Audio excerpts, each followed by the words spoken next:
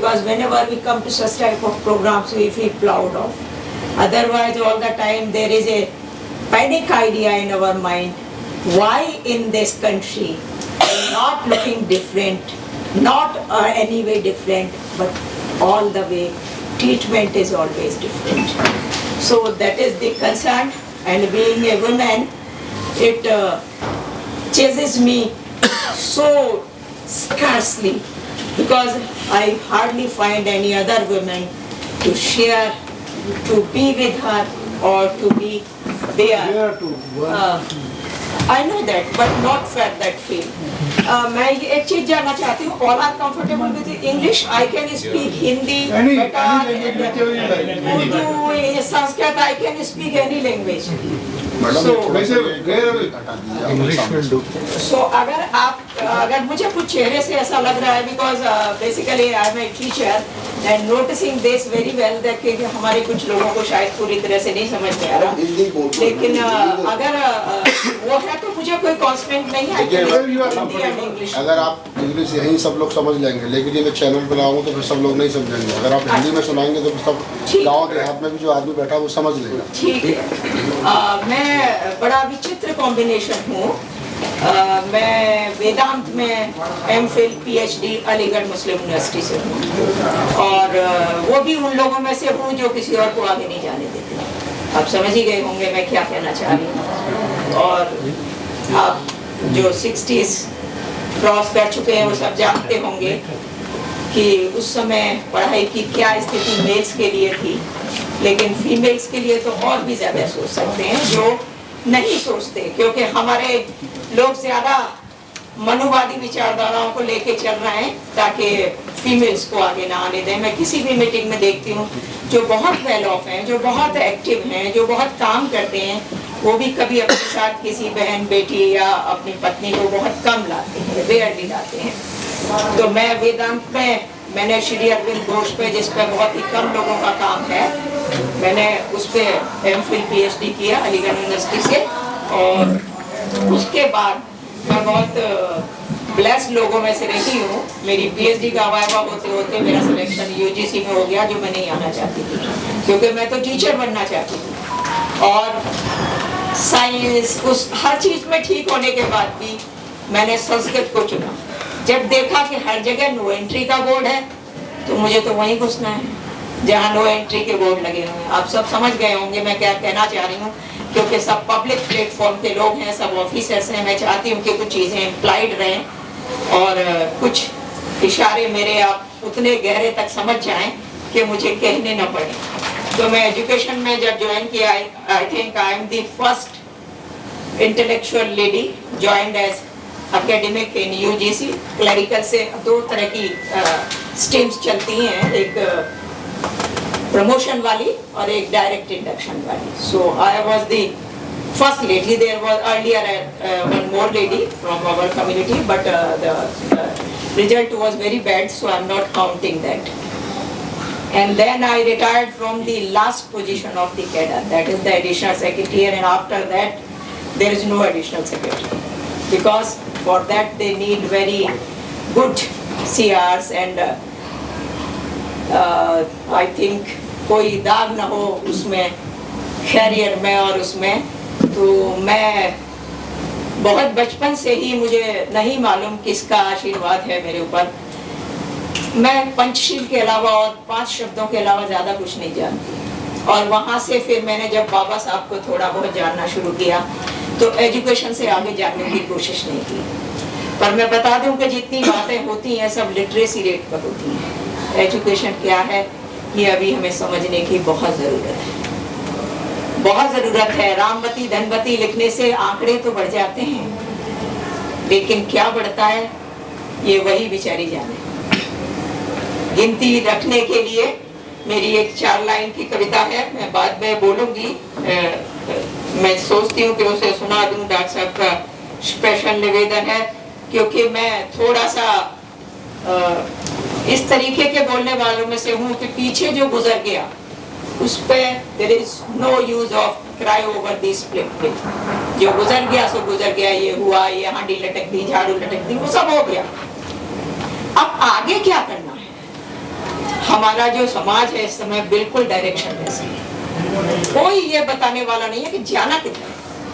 हर किसी को ये नहीं है, ये नहीं है, उसकी बुराई, इसकी बुराई। आप कोई भी YouTube का वीडियो देख लीजिए, आपस में लड़ते हुए, चाहे कहीं भी कुछ भी बातचीत देख लीजिए, कहीं ये डायरेक्शन नहीं होता कि हम ये महसूस कर सकें कि हम एक दूसरे की बात से अगर डिसेंट भी है तो उसे पचा तो सकें, उसे एक्सेप्ट तो कर सकें। और जब तक ये एक्सेप्टेबिलिटी हमारे भीतर नहीं आएगी, हम कुछ नहीं कर पाएंगे।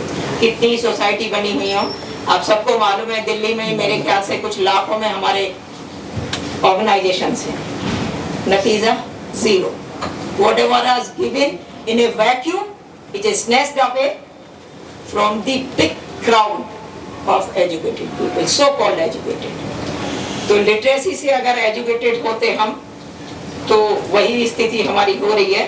मैं अपनी 4 लाइन की कविता के माध्यम से आपको वो बात कहना चाहती हूँ कि दिल में जलाओ आग अब शिक्षा की मशालों के वास्ते, दिल में जलाओ आग अब शिक्षा की मशालों के वास्ते, सदियों से लड़ रहे हैं हम अक्षरीय उजालों के वास्ते।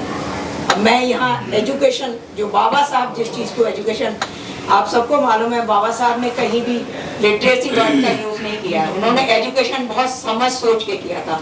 इंटेलेक्चुअल नहीं कहा, डिलीजेंट नहीं कहा, intelligent. There are lots of words in English, और इंग्लिश के तो वो महारथी थे, लेकिन उन्होंने एजुकेट शब्द का मीनिंग समझा। एजुकेट का मतलब सिर्फ हम एजुकेशन पॉलिसी और उस तक सीमित करके ना रहें। कबीर को तो फिर हम किसी भी हालत में एजुकेट नहीं मानेंगे। तो मैं इस कविता के माध्यम से कुछ जगाना चाहती हूँ। हालांकि मैं ये कोशिश नई जनरेशन के लिए करती हूँ, पर सब यहाँ मैच्योर लोग हैं, उम्मीद है समझेंगे। सुरा शबाब हीरे जवाहरात की कुर्सियों पे बैठे हुए लोग, आप समझ रहे होंगे सब। नागपाल जी तो बहुत ही अच्छे कवि हैं, तो बहुत अच्छे से समझ रहे होंगे। सुरा आप सभी जानते हैं, शराब, शबाब आपको पता ही है। हीरे जवाहरात की कुर्सियों पर बैठे हुए लोग क्यों फिक्र करें उसकी जो मिट गया चंद निवालों के वास्ते। वे लोग क्यों आपकी परवाह करने लगे। गुलाम जहाँ मिलते हैं, कौन चाहता है, जिसके हाथ पे पैर रखा है, जब वही रोना नहीं चाहता तो जिसका पैर रखा है उससे उम्मीद करते हैं कि वो रोएगा और वो आपको आके पैर हटा लेगा और आपको कहेगा कि आजा भाई तुझे दर्द हो रहा है। अब मैं थोड़ा सा, हो सकता है मेरे कुछ भाइयों को अच्छा न लगे, ये थोड़ा सा मैं उद्वेलित कर रही हूँ उनके माइंड को, क्योंकि आजकल बड़े हमारे यहाँ भी उद्धारक और मसीहा पैदा होते हैं। मसीहा कुछ हो जाता है, हम वहीं के वहीं, यानी कि गरीब आदमी वहीं का वहीं रहता है। उद्धारक तो खरीद बेच रहे हैं हमें आंकड़ों में ढाल कर, उद्धारक तो खरीद बेच रहे हैं हमें आंकड़ों में ढाल कर, यानी उनके लिए आप सिर्फ स्टैटिस्टिक्स हैं, आपके क्या टैलेंट है क्या है उससे बस कुछ लोग शेष हैं अब अस्तित्व के सवालों के वास्ते। तो मैं उम्मीद कर रही हूँ कि यहाँ इस कमरे में, कक्ष में जितने भी लोग हैं, उन्हें आज इस चीज़ को अच्छी तरीके से अपने आप से पूछना होगा कि where we are at this point of time when विश्व गुरु और ये और वो दुनिया भर की बातें हो रही हैं, हम कहाँ हैं। जला गए भीम फूले काशी पेरियार जिन क्षमाओं को, जला गए भीम फूले काशी पेरियार जिन क्षमाओं को, बचा लो दोस्त उनकी लो को अपने नौ निहालों के वास्ते। हमारी अगली जनरेशन के लिए कुछ नहीं बच गया। बहुत शिकायत रहती है लोगों को कि मिलते नहीं है, इसलिए हम अकेले पड़ जाते हैं। मैं एक अर्ज मेरी उनसे है, क्योंकि मैं तो अकेली ही रहती हूँ ज़्यादा जगह, तो मुझे उस अकेलेपन से कोई शिकायत नहीं है। मेरा एक सजेशन भी है, एक अर्ज भी है, उम्मीद है मेरी। और क्योंकि मैं नौकरी में थी, आप सबको मालूम है जिस पोजीशन से मैं रिटायर हुई हूँ, वहाँ अपने नाम से नहीं लिखती थी, तो मेरा पेन नेम जो है वो विक्षुब्ध था। और बहुत सारे लोगों ने इस पर, वो भी विक्षुब्धा का मतलब होता है बहुत बुरी तरह से नाराज, है ना। तो मैंने ये बहुत सोच समझ के कैरी किया था। एक एक दो भी बहुत है विक्षुब्धा बदलने को सूरत हाल। एक दो भी बहुत है विक्षुब्धा बदलने को सूरत हाल। जो मॉडर्न सिनेरियो है, जो प्रेजेंट सिनेरियो है, सूरत हाल। भीड़ की जरूरत तो होती है बस दंगे और बवालों के वास्ते। तो मेरा ये जो शिकायत है ज्यादातर लोगों की कि अकेले होके हम क्या करें, अकेले होके।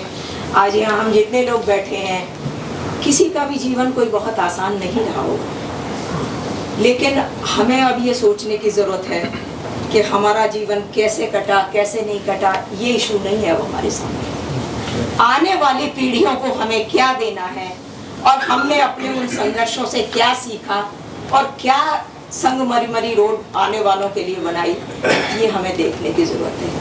तो एजुकेशन पॉलिसी की जहाँ तक मैं बात करूँ, थैंक यू सर, आपने बहुत अच्छा सबको बताया। लेकिन मैं उम्मीद करती हूँ कि जब अगली बार जब भी आप इस एजुकेशन पॉलिसी पे मिलें, सारे लोग पढ़ के आएँ, क्योंकि डॉक्यूमेंट पब्लिक डोमेन में है। हम लोगों में से बहुत सारे लोग बहुत अपना कीमती समय बड़ी मुश्किल से निकाल के आ पाते हैं। अगर हम ऐसे डिस्प्ले में रह जाएंगे तो वहीं रह जाएंगे जहाँ खड़े। तो पढ़ के आएँ और अपने सवाल लेकर आएँ। मैं तैयार हूँ सवालों के जवाब देने के लिए, हालांकि मेरे सवालों के जवाब देने के लिए कोई नहीं है, क्योंकि लड़ते लड़ते मैं 31 जनवरी को रिटायर हो गई और पूरे टाइम लड़ती रही। पूरे टाइम, चाहे वो राजीव गांधी फेलोशिप बंद होने की बात हो, चाहे टीचर्स के अवार्ड रहने की बात हो, किस किस को मैंने कांटेक्ट नहीं किया। एक ऑफिसर होके जो कर सकती थी इनडायरेक्टली, वो हर कोशिश मैंने की। लेकिन निश्चित रूप से कभी कभी ऐसा लगता है कि हमारे समाज को एजुकेशन वर्ड ही समझ में नहीं आया। बच्चे घूमते हैं पैसे लेके कि हमें डिग्री दिलवा दो। आप देखेंगे, अगर हम फेक यूनिवर्सिटीज़ का डेटा और वो उठा के देखें तो उसमें बहुत सारा जो परसेंटेज है, अगर उससे आप निकालें, नंबर में नहीं कह रही, एक परसेंटेज होता है ना कि भाई 100 में से 10 जो है 10% है, तो 10 में से 10% कितना हो। तो उस तरीके के बच्चे जब आप देखेंगे तो बहुजन समाज के। Thank you very much madam. Coaching centres को जो दिया गया बढ़ावा, वो हमारे बच्चों ने दिया। हर किसी को ये लगता है, यहाँ जितने लोग बैठे उनको कोई फूलों की सेज नहीं मिली थी, सबने अपने बलबूते पे किया। और मैं एक छोटे से 2 लाइन के बीच में, मुझे लगता है टाइम की कांस्टेंट है, तो मुझे अल्टीमेटम दिया जा रहा है कि मैं वैसे भी आज फर्स्ट डे है मेरा यहाँ, कि वो पथी क्या, वो पथिक भी क्या, जिस पथ में बिखरे शूल न हो, नाविक की धैर्य परीक्षा क्या, जब धाराएं प्रतिकूल न हो। अगर अम्बेडकर से किसी को सीखना है तो सबसे पहले रोना बंद करके आगे देखना सीखो। प्रकृति ने आंखें आगे लगाई हैं, पीछे नहीं। हर समय पीछे पीछे की बात करना, और बहुत सारी चीजों की बात यहाँ हो रही थी। मैं थोड़ा सा पॉइंट आउट करना चाहूंगी सर, कि समाज में जो हो रहा है ना, क्योंकि मैं जिस विषय की हूँ आप सब समझ ही गए होंगे, संस्कृत मेरा बेसिक बैकग्राउंड है। विद्या परोपकारा लिखने के लिए है, अब विद्या पर पीड़ना च मदाय करने के लिए। तो मैं इस विषय पे कहीं हमारी छोटी मीटिंग जब होगी, बहुत लोग ने उसमें नहीं होंगे, तो मैं इस पे अच्छे से बात करूंगी कि किस तरीके से पॉलिसी को बनाया क्या जा रहा है, दिखाया क्या जा रहा है, वो सबको मालूम है कैसे बनाई गई।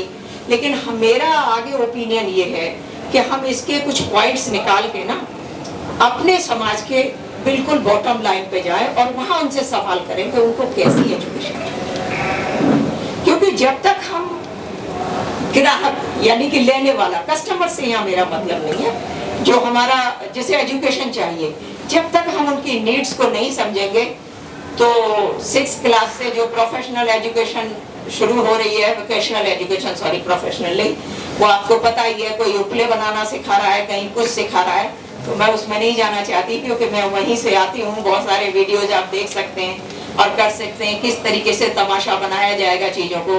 तो उससे पहले कि हम तमाशाई बने रहें, तमाशा खुद ही बना दें तमाशा देखने वाले को। बहुत बहुत